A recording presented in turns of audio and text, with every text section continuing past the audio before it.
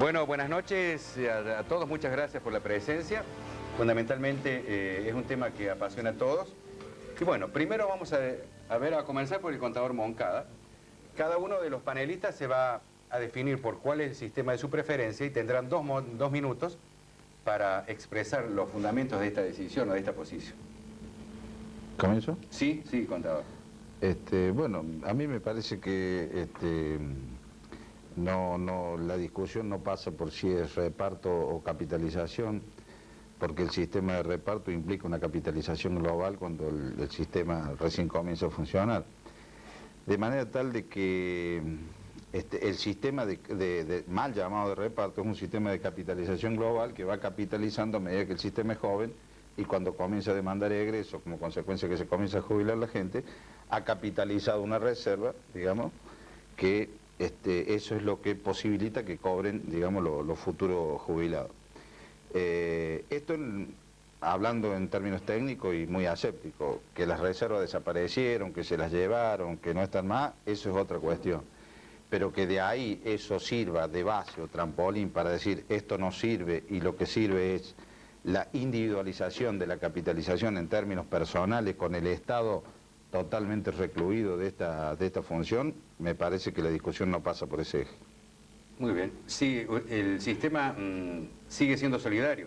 Totalmente solidario, es decir, para mí pueden funcionar los dos sistemas perfectamente, pero lo que es el Estado no puede jamás evadirse de esta responsabilidad. Joven doctor Paglia. Bueno, yo coincido con Moncada en el sentido de que no es una cuestión de gustos el sistema por el cual deba regirse el pago de las jubilaciones y pensiones en un país. Sí creo que es una cuestión de realidad económica, de atender a las necesidades de quienes deben percibir esas remuneraciones y cómo se arma el sistema.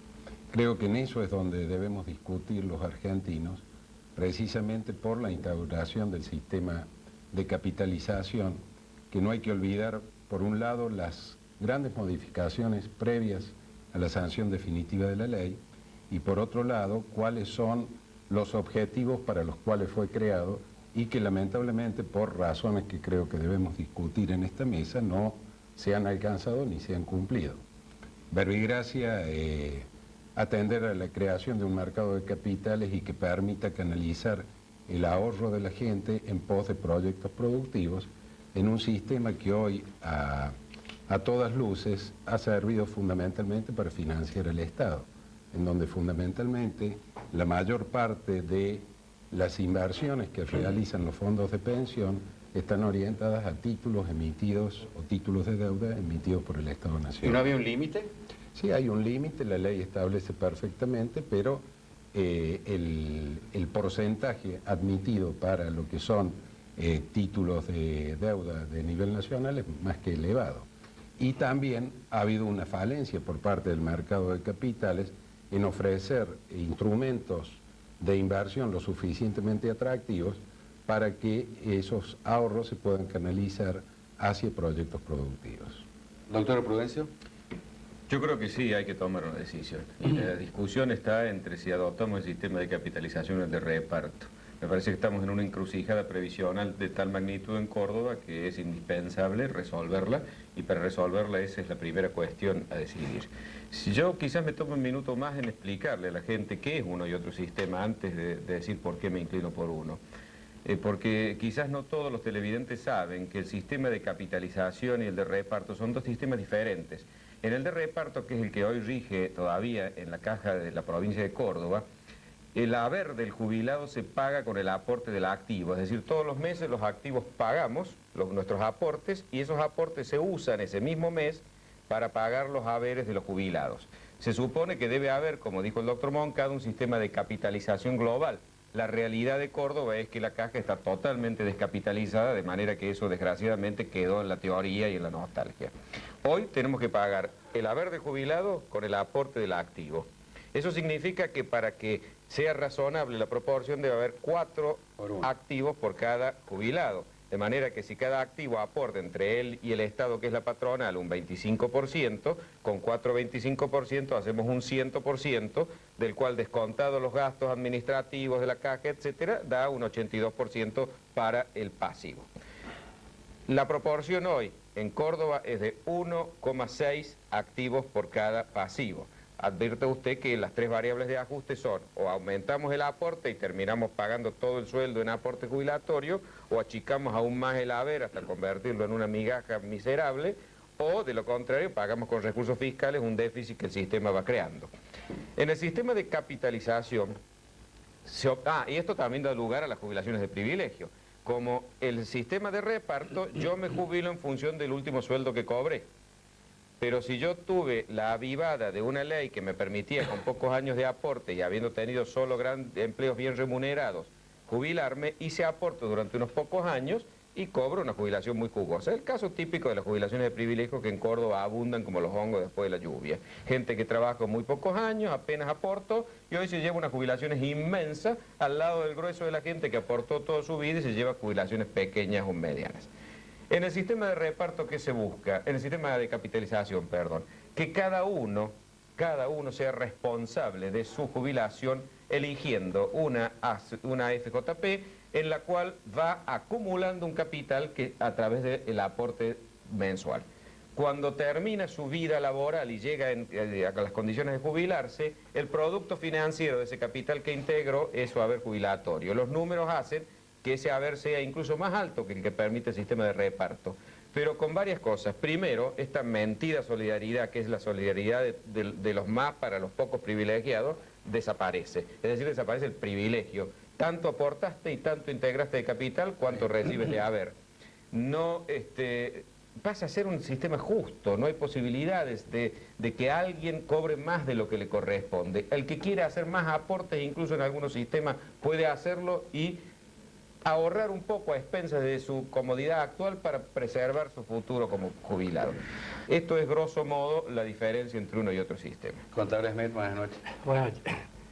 Bueno, nosotros siempre en la práctica nos orientamos hacia los extremos.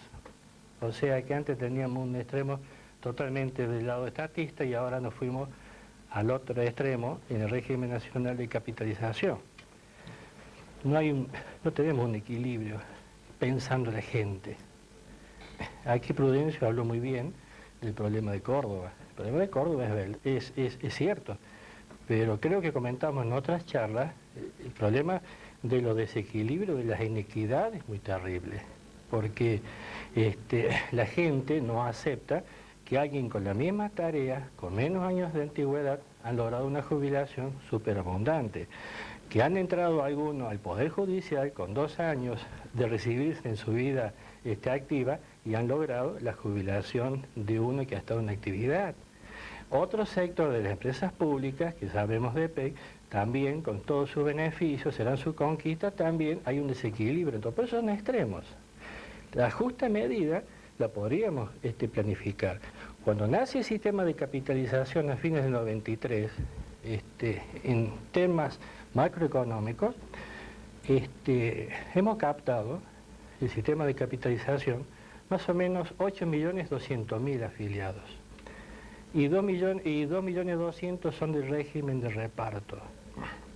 Sí. En la actualidad, con informes de la superintendencia, a mis pruebas me remito, que oficial, en el régimen de capitalización, si hay 8 millones, casi 9 millones de afiliados, ¿sabe Guruceta cuántos son los que están aportando? Casi 3.800.000 ciudadanos que trabajan. Esto está hablando de relación de dependencia. En relación de dependencia.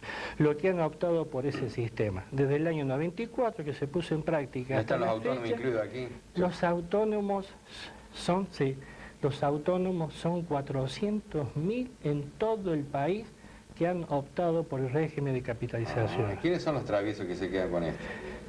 No digamos, no digamos, pero si han optado por este régimen, como el régimen de reparto también tiene desequilibrio en las cobranzas.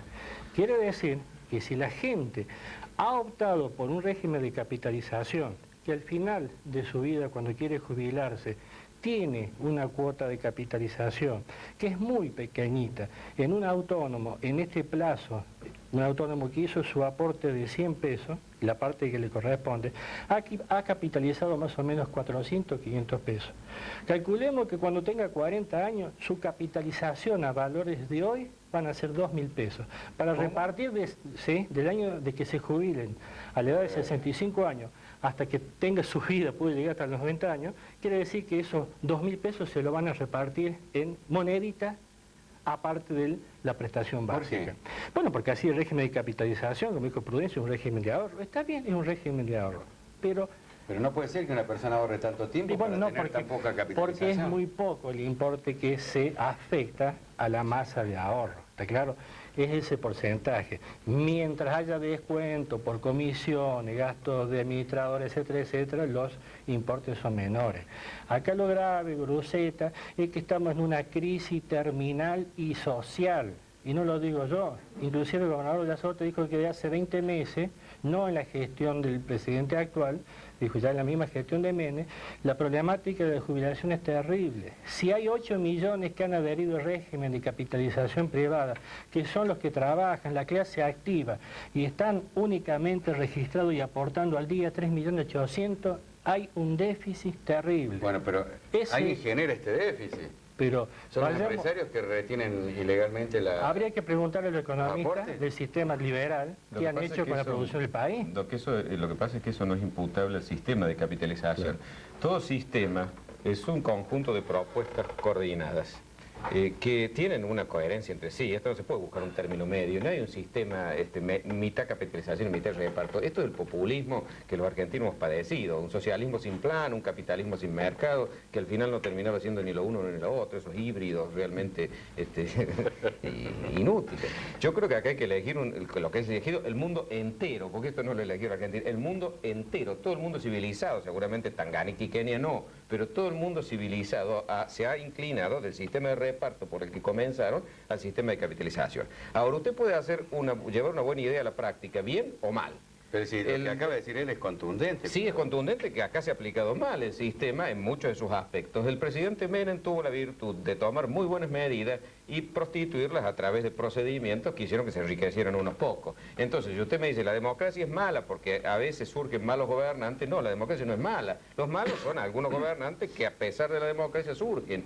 Acá pasa lo mismo, el sistema de capitalización no es malo porque un señor venga y se lo regale a unos grupos de amigos para que se enriquezcan. Entonces lo que hizo fue prostituir una buena propuesta. Entonces nosotros tenemos que hacer abstracción y ver si esto funciona en Alemania, en Estados Unidos, en Japón, en Suiza, En Alemania, Inglaterra. en Estados Unidos estuvo en crisis, necesitaban de aportes extras. crisis, por favor. Tuvieron gravísima Alemania situación de crisis, ¿o no?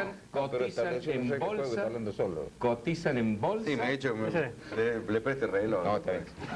Tiene razón. No, mire, hoy en día, lea la Nación, parte económica de ayer, la disputa entre Al Gore y Bush. Ah, sí. Bush está proponiendo el sistema de capitalización individual y precisamente está perdiendo credibilidad ante la sociedad norteamericana porque no tiene cómo financiar el resto de la seguridad social en Estados Unidos. ¿Qué es lo que pasaba acá?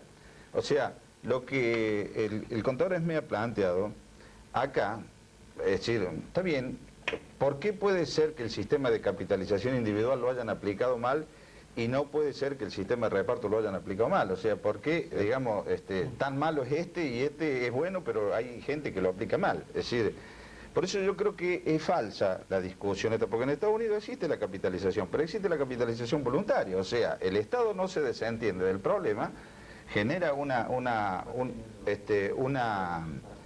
haber jubilatorio digno, digamos, que aquí en Argentina obviamente no hay, y a partir de ahí viene la capitalización voluntaria, donde cada uno pone en los seguros de retiro. ¿Y no estuvo en crisis el sistema en Estados Unidos Claro hace que está 4 años? Todo el sistema previsional mundial está en crisis en función de la expectativa de vida y toda otra serie de cuestiones que se le van agregando al sistema.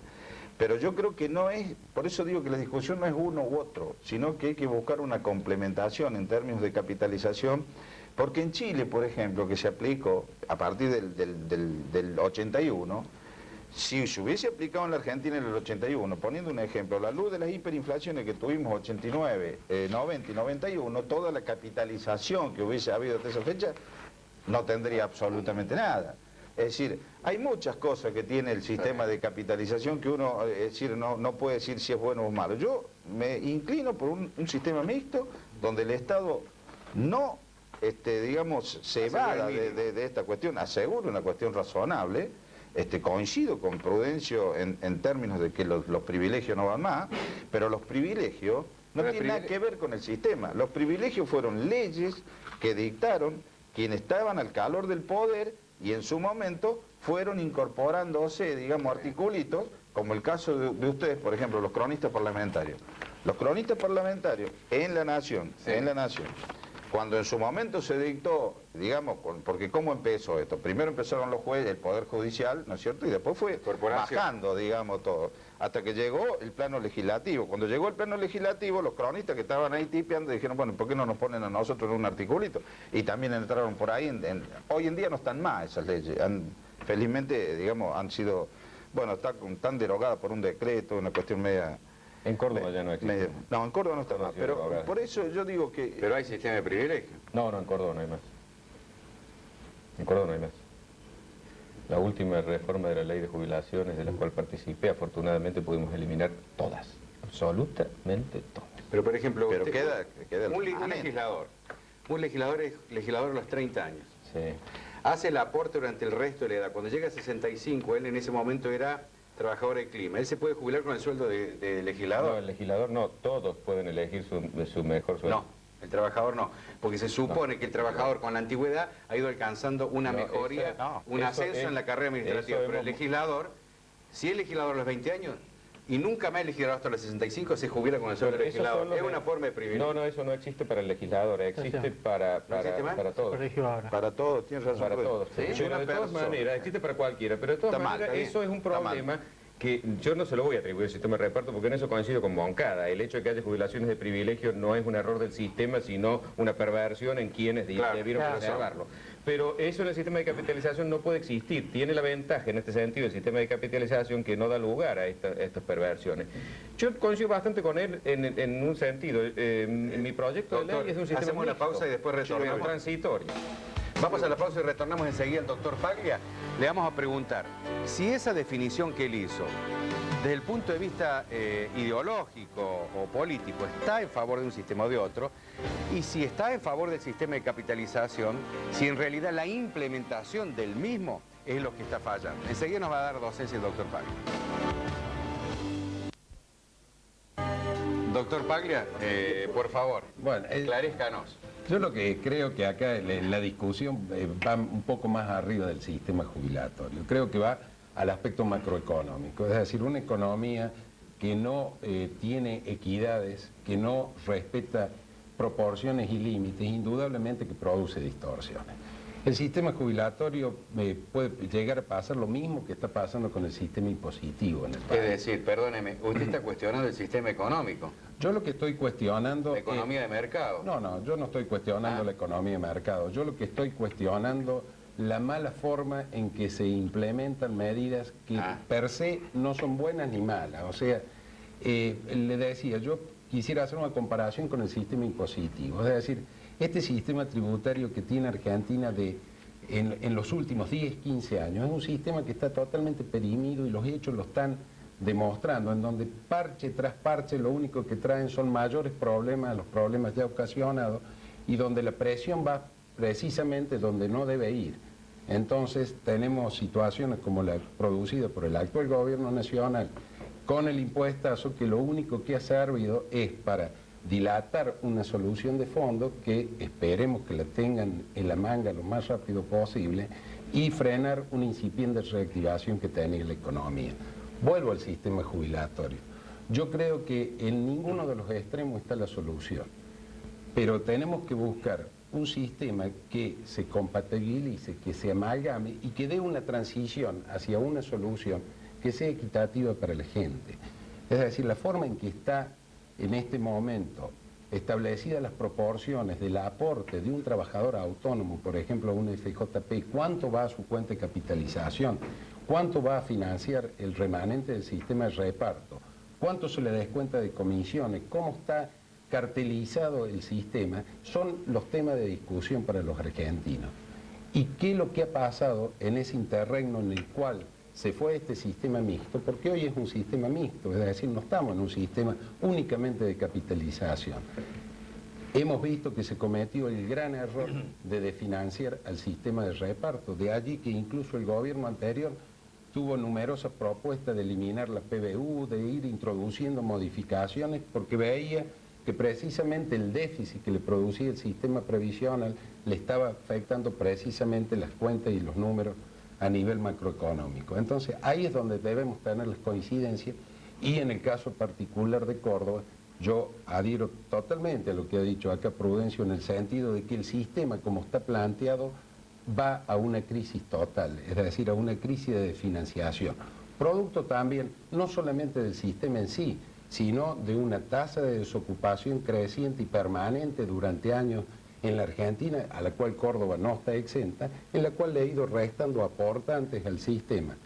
Tuviéramos un sistema de reparto puro o tuviéramos un sistema de capitalización puro, las consecuencias de estos problemas macroeconómicos serían exactamente los mismos. Sí podemos discutir cuál es el camino a seguir para obtener el óptimo de la solución. A ver, usted dijo que se iba a conformar un mercado de capitales que no se destinó a los proyectos productivos, primer defecto, que terminó financiando el déficit del Estado, que se invirtió demasiado, un elevado porcentual en los títulos públicos. ¿Es elevada la tasa de comisión que cobran las FJP? Bueno, la tasa de comisión que cobran las FJP realmente es vergonzosa. Es decir, no creo que sea elevada, es vergonzosa. Porque tiene un componente que hace a una parte de esa comisión, que es la prestación de seguro de vida que tiene, o por incapacidad o inhabilidad del aportante, que realmente produce en los grandes números que se manejan superutilidades, producto de los valores de esas comisiones. Creo que eso es un tema a corregir, y es un tema en donde la mayor competencia es la que lo va a corregir. Entonces, más allá de asistir a un proceso fenomenal de fusiones y absorciones como se está dando, podemos ver incluso el ejemplo del mismo Chile, donde arrancó con muchísimas empresas administradoras de fondos de pensión, hubo una reducción, pero en donde el tamaño relativo de una no fue en desmedro de las otras. Contador Moncada, ¿y este hecho de que sea tan vergonzoso este porcentual que perciben las FJP, es una cosa trivial, intrascendente, o fue parte de un esquema ideológico al establecer este sistema de capitalización?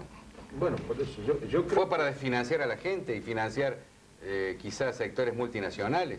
No, a mí me parece que la 24241, que es la ley de capitalización que se instala a partir del 94, no fue una ley de previsión social, sino que era una ley que servía a un modelo económico. Mismo contador Pablo lo ha dicho, era para formar un mercado de capitales. En ningún momento aparece el beneficiario o el jubilado, está como en cuarto lugar. Después están los bancos, después viene un menú de cómo se invierte ese, y al último viene una formulita de cómo va a cobrar esa persona en términos de su capitalización. Es grave, contador, está diciendo una ley de despojo, entonces. Pero si es llamado cliente el beneficiario en este sistema, ese es el término que es decir, ¿cómo se promocionó esto? El negocio previsional, así era todo. No, Entonces, yo no había reparado que en este país habíamos hecho fondos fiduciarios para Veraja, para el BID. Es el único país del mundo que hemos hecho fondos fiduciarios para los ricos y no para los pobres. No. ¿O no se ve así, doctor? Sí, yo creo que aparte hay un problema también comunicacional en todo esto. Es decir, hay mucha gente, y esto hay que decírselo, que llegado el momento de percibir el haber jubilatorio, no va a percibir nada. Es decir, hay riesgos, hay montos hay periodos mínimos que cumplimentar. Entonces yo creo que en la medida que vayamos esclareciendo, vamos a poder ir perfeccionando con los instrumentos legales correspondientes el sistema. Está bien. No hacer un discurso declamativo en el cual digamos esto no sirve, esto no conduce a nada, sino de decir, bueno, esto es lo que tenemos a partir de acá, ¿cómo lo vamos a ir perfeccionando? Claro. Y hacia dónde vamos a terminar con este sistema. ¿Pero sabe cuál es el miedo mío, el temor? Que si quienes lo analizaron para servir a un determinado sector económico, lo terminen definiendo en favor de ese mismo sector y me terminen perjudicando a mí, pero aquí, como siempre ha ocurrido. esto es una responsabilidad de los legisladores. Yo Bueno, creo pero que la los caja de- legisladores parece que hacen lobby para los sectores más fuertes, no para la gente que los vota. No, yo no quiero entrar en ese tema porque no me consta, Guruceta. Yo lo que sí digo que la caja de resonancia debe ser la legislatura, es decir, debe ser el Congreso de la Nación donde se discutan estos temas y donde surjan los mecanismos que permitan al Estado no estar ausente, como decía. Pero a la luz de lo acontecido, es con evidente un que mecanismo los legisladores regulador. nuestros representan un sector. Me parece que las premisas son otras. O sea, un sistema, vamos a partir de la base, ¿qué es un sistema previsional? Es decir, ¿cuál es el sentido, digamos, común que tiene la gente? Que aporta durante toda su vida activa Con el para que propósito. llegado a una determinada edad tenga un haber jubilatorio digno, digamos. Para eso trabaja una persona, para eso está el sistema, ¿no es cierto? Ahora, si a este sistema nosotros empezamos a desdibujarlo y metemos jubilaciones de privilegio que no tienen nada que ver con lo que es un sistema, o generamos esta cuestión de capitalización en términos individuales, donde dice que cada uno, ¿cómo puede ser que en este país estamos pagando jubilaciones de 150 pesos y que todavía le seguimos pagando? Estamos hablando de los estatales. Y aparecían kioscos por todos lados, en todas las esquinas, ofreciendo jubilaciones, haciendo con una maquinita un cálculo de que a determinada edad, en función de la capitalización, le iba a dar tanto a esa persona. Los riesgos en términos de capitalización están, o sea, lo que plantea Paglia es bien cierto. Una persona capitaliza, ¿cómo es el sistema este? Llega a los 65 años, ahí tiene su capital acumulado, X pesos. Se le divide en función de su expectativa de vida y se le comienza a dar mensualmente ese dinero. Si esa persona capitalizó menos y tiene la mala suerte que el mercado no le rinde los frutos necesarios y vive más de lo que la expectativa de vida tiene, y esto es lo que no se ha dicho, cuando se agote eso que capitalizó no cobra más y tiene que No vivir más. funciona así el sistema. Sí, señor. No, señor, funciona con el producto financiero del capital integrado. Y bueno, El producto financiero va a seguir porque el capital no se agotó. Durante el resto de la vida de ese individuo va a seguir cobrando. No, eso no es cierto. Pero si hubo Ahí se están negocios distorsionando. No, tienen un límite muy acotado de inversión, de manera que, y ahí hay más sistema de seguro. El sistema funciona perfectamente bien en el mundo, a pesar de que el problema de la jubilación con cualquier sistema es un problema, en todo el mundo por la gran expectativa de vida. Pero yo creo que acá hay que tener en cuenta bien, por eso yo no he dicho que el sistema de reparto es malo por cómo se implementó aquí, porque yo creo que eso no sirve de ejemplo. Estos son instrumentos, son herramientas del sistema previsional, y como todo instrumento no son ni buenos ni malos, son moralmente neutros, porque dependen de la habilidad de la mano que la empuñe y del uso que le dé. El mismo bisturí que le sirve al cirujano para salvar una vida, le sirve al homicida para quitarla. El bisturí no es bueno ni es malo.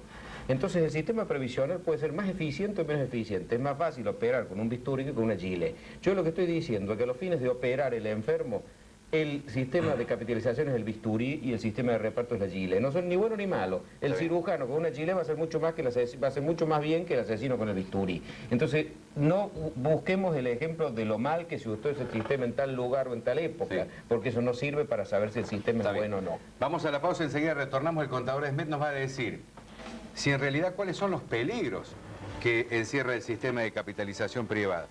Yo me quedo espantado, porque todos los sistemas aparentemente tienen defectos y virtudes, pueden ser buenos, no son intrínsecamente malos. Sí son malos ambos ante la luz del acontecimiento, porque es mala la clase dirigente de la Argentina, los que deciden.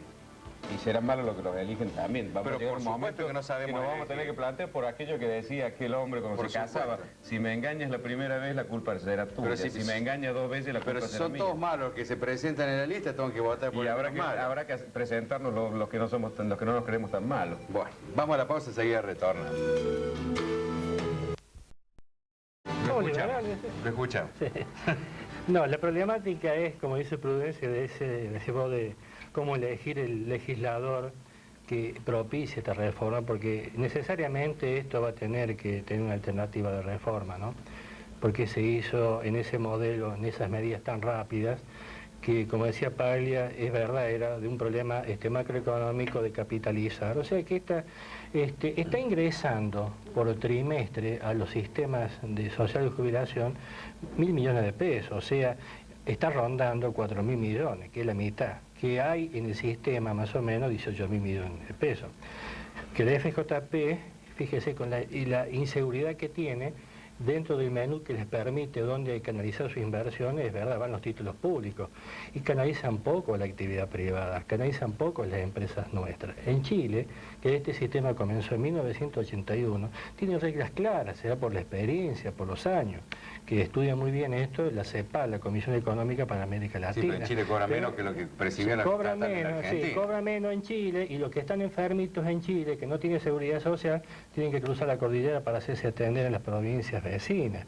En mi gestión en La Rioja, el hospital de Chilecito atendía al año más o menos 30.000 hermanos chilenos porque no tenía capacidad de asistencia el sistema de capitalización. Entonces, los números que da la superintendencia son claros, Uruceta. Si hay que aportan 400.000 autónomos, quiere decir que hay un déficit, hay algo que está pasando. ¿Quién va a creer que en el país únicamente hay 400.000 autónomos? Cuando la capacidad de la gente en relación de dependencia cada día es menor, lo vemos a diario en la calle, no pueden aportar hoy no pueden pagar el aporte ni en autónomo ni monotributo, la situación es muy seria. Entonces, como hemos hablado todo acá, esto es seguridad social, y en la seguridad social tiene que estar mi madre, mi padre, mi patrón, mi constitución, mis códigos, que es el Estado. No es un sistema económico. Claro, no es un sistema económico. ¿Quién lo paga? ¿Quién lo paga? Lo tiene que pagar. El que más tiene que darle al que menos tiene. Tiene que haber una regla de equilibrio. Si nosotros tenemos tantos autónomos que no pueden soportar esto, alguno, el que tenga la suerte y el privilegio de tener buenos recursos, de tener buenas empresas, va a tener que hacer el aporte. ¿O qué? Si ya el impuesto a la herencia, cuando viene el golpe cívico-militar, yo siempre digo cívico-militar, porque nos olvidamos de los civiles que han estado en 76, la primera medida que hizo el distinguido Martínez Dios en septiembre de 1976 fue eliminar el impuesto de herencia, porque habían fallecido sus padres. Y la gran herencia que había recibido Martínez Dios no la conocemos. Entonces hay que buscar un recurso adicional. Será el impuesto de la herencia, será el impuesto, como dice Blair, de Gran Bretaña, madre de todo el liberalismo, de que bueno, vamos a tener que dar un impuesto a la empresa privatizada también. Si estamos cobrando el 0,5% de las facturaciones de teléfono para que vaya un organismo regulador, Uruceta, la CNC que se llama ahora, que prácticamente es un símbolo, un adorno. Apenas yo ingresé, usted hizo una mención de un problemita con teléfono. Yo también tengo una denuncia muy grave en la Comisión Nacional de Comunicación y Telecom. Me facturaron un CTI que no he hablado. Y me dice, no señor, los controles están hechos, salió de su domicilio. Y el día feriado de las 3 a las 4 de la mañana cuando nadie habla. Uruceta, hay que cambiar las reglas de juego. Pero no poner más impuestos, esto no puede ser la solución. Pero, ya sí, este gobierno menos tentado. pero por favor, basta de impuestos. Por supuesto. Pero ¿y cómo se llega a perversidad? ¿Por qué tengo que pagar impuestos? Yo, lamentablemente, de mi padre, aparte de un magnífico ejemplo y una vida estupenda, no he heredado nada más que un viejo automóvil y un departamento que estará exento porque es mínimo, pero si hubiera heredado más, ¿por qué por recibir lo que mi padre elaboró con su trabajo en vida tengo que pagar impuestos al fisco? ¿Qué me da el Estado? Lo cubrimos con nuestros propios recursos. El sistema, yo lo escuché tranquilo, déjeme ahora, escúcheme usted. El sistema de capitalización permite que precisamente yo vaya elaborando mi propia jubilación. Aún con toda esta Entonces, si usted me dice mejorar este sistema injusto de la... No, el sistema no es injusto. Lo que puede ser injusto porque entonces están mucho más... La implementación, digo. Por ejemplo, lo que se cobra por administración. Yo estoy hablando del sistema, no de cómo el señor Menem prostituyó las buenas iniciativas liberales. Eso es otra historia. No le eche la culpa a Menem, fue Caballo. No sé, llámela como quiera. El señor Menem prostituyó las instituciones liberales privatizando para beneficiar a sus amigos y eso no hace que la privatización sea mala. Usó mal el bisturí no es malo. Aquel bisturí es bueno. Lo que pasa es que lo más justo es que cada uno de nosotros... Vea, yo no venía acá a defender a Caballo. Usted se confunde. Yo no vengo acá a hablar en nombre de Caballo, sino en nombre de mí mismo y de mis ideas, que comparto con Caballo. Si el día que Caballo no haga las cosas como yo creo que debe hacerlo, le diré Caballo no estoy de acuerdo tiene contigo. independencia. Y si lo he dicho, le he denunciado penalmente a quien era mi correligionario. Me costó que me expulsaran de la UCD. Así que complacencia con quienes militan en mi partido, a mí no me van a imputar. Esto que quede claro. Así que no me hablen de Caballo porque yo hablo de lo que yo pienso. Y creo que el sistema de capitalización es un sistema realmente justo. Tanto aportas a lo largo de tu vida, tanto vas a recibir de haber jubilatorio. Bien implementado, eso es obvio. Pero cuidado, si estamos hablando de financiar con impuestos, entonces no hagamos más aportes jubilatorios, porque pagamos impuestos para financiar el sistema previsional. Tengo 3 minutos nada más. Un minuto y medio. El impuesto de herencia, que como dice Prudencio, que ¿qué me dio el Estado? A mis padres, a quien ha sido el favorecido con la riqueza, ese impuesto es que vuelva acá a la patria, a su tierra. La riqueza nació del ser que vivió y falleció acá. Pero de que grandes montos tiene. Pero no aportó nunca ese señor, nunca pagó impuestos a lo largo de su vida, no va a seguir pagando el heredero. Pero en general, ¿por qué tiene que pagar un impuesto? Porque solo porque se un murió, impuesto a la minuto, muerte. doctor Pagler. Yo quiero rescatar una cosa. Yo creo que, Riqueza eso. y lo dije recién, Castiga al que le va el sistema tributario argentino es otro tema que deberíamos debatirlo en otra hora. Y que merece una reformulación total. O sea, no creo que debamos entrar a discutir si el impuesto a la herencia es bueno o es malo, si es necesario o no. Yo quiero rescatar lo que señala acá Prudencio en el sentido de que tanto ganarás o tanto cobrarás de acuerdo al esfuerzo de ahorro y capacidad de ahorro que hayas tenido a lo largo de tu vida. Yo quiero saber cuál es la certeza, y acá es donde el Estado no puede desertar en sus mecanismos de regulación y control, de que como están planteadas las cosas hoy en el sistema, tanto voy a cobrar de acuerdo a lo que he aportado durante mi vida y a la capacidad de ahorro que hemos tenido. Sin olvidar, como dice Ahmed, a quienes no lo pueden hacer en un sistema solidario, cuál es la solución que hay que dar. Creo sí que hoy, como están planteadas las reglas de juego, y en eso creo que en la mesa, a pesar de la diversidad de ideas, hay coincidencia, no está estructurada de forma tal que se garantice que vayamos a cobrar tanto como hayamos ahorrado o hayamos puesto en una cuenta de capitalización o en el sistema de reparto si se opta por quedarse. Gracias por el sinceramiento, contador Moncada. Simplemente, digamos, al último nos mezclamos un poco, pero volviendo a lo previsional propiamente dicho, los números de la previsión local, o sea, la provincial, para no, digamos, lo que nos toca más de cerca, no está financiado con impuestos el sistema propiamente dicho, o sea, surge del aporte, porque no hay evasión en este sistema, porque es el propio Estado. Es decir, en este sistema prácticamente no hay evasión. Puede haber mora, no evasión. Puede haber mora, pero no hay evasión. Al no haber evasión está prácticamente equilibrado el déficit del sistema, por supuesto, estoy hablando con decreto 1777 incluido, con digamos, el recorte. Lo que está financiando el Estado es el déficit de la policía y el déficit de las leyes especiales, que es una cuestión totalmente distinta que no tiene absolutamente nada que ver con lo que es lo previsional, porque la policía no es previsión, sino que es retiro, o sea, es decir, no tiene... Los regímenes especiales, que para algunos son los regímenes de privilegio. Sí, regímenes especiales que son los que estaban, que como bien dice Prudencio, han sido derogados, pero que es del remanente, son $1.500.000 que se van todos los meses, digamos, por esa vía. Pero lo que quiero significar con esto es lo siguiente, que con cálculo actuarial, y lo que hay que tener en claro las definiciones, que esto es generacional. Esto no puede haberse dictado una ley y el 50% del articulado dejarlo librado al presidente para que modifique todos los artículos. Es decir, esto sobrevive a los gobiernos y tiene que ver con las generaciones. Por lo tanto, es un problema de Estado, una política de Estado. Muchísimas gracias a todos.